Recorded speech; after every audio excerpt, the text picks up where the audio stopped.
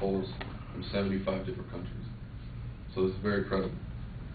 In 1991, a nationwide Roper poll polled 6,000 people, and it was discovered that 13% said they had experienced what's called missing time. Missing time is hours for which they have no memory of or explanation for. They involve clairvoyant visions of the past, future, different things like that. And it's also worthy to note that CIA scouts people for what's called remote viewing, and they use these people to gain secrets from different countries or solve murders, things like that. So they actually scout this out, and this is all documented. What's interesting about this is that the possibility of time travel is currently unbound by any laws of physics. So it could be a great technology. What if we were able to go back in time and visit our past relative who died or a child who lost? On the other hand, this technology can be used as a weapon. Perhaps time travel is simply accomplished by shifting one's consciousness. Thank you.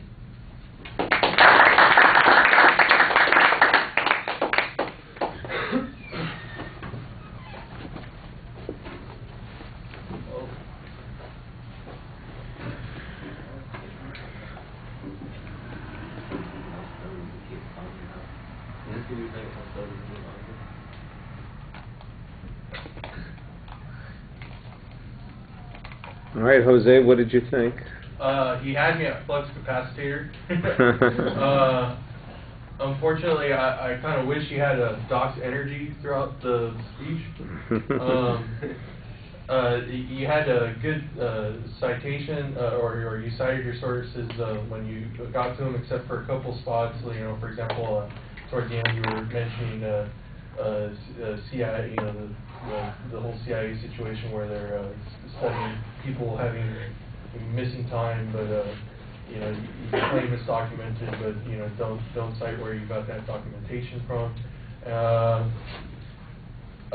I know for a fact that there are scientists or mathematicians or people who are highly respected in science that are trying to poke holes at Stephen Hawking's field. So perhaps using Bible scripture wasn't perhaps the best way to poke holes at the time idea, especially since it's still debated whether or not people historically believe the historical reality of the Bible or whether it's a spiritual reference.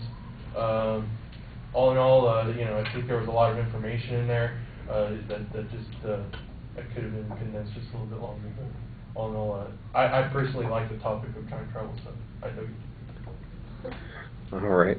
Well, I think it's an interesting topic, but it sounds more like kind of a meandering thought piece on the issue than a persuasive presentation that's designed to convince us that time travel is possible.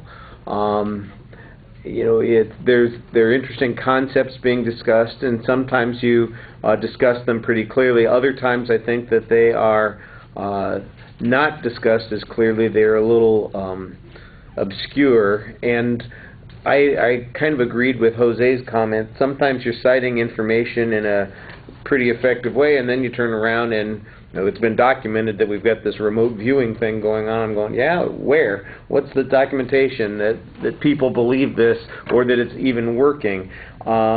It sounds very speculative in nature, and I think that it needs to be a little bit more practical. I don't mind the esoteric nature of the subject, but I do think that it wanders around on the topic instead of trying to get to a particular point or objective. And as a listener, that's the first thing that I'm thinking of. Okay, so having heard this, what am I supposed to know? What am I supposed to believe? How am I supposed to act? And I'm not sure that I really have a point of reference as an audience member as a consequence of your speech. All right, thank you.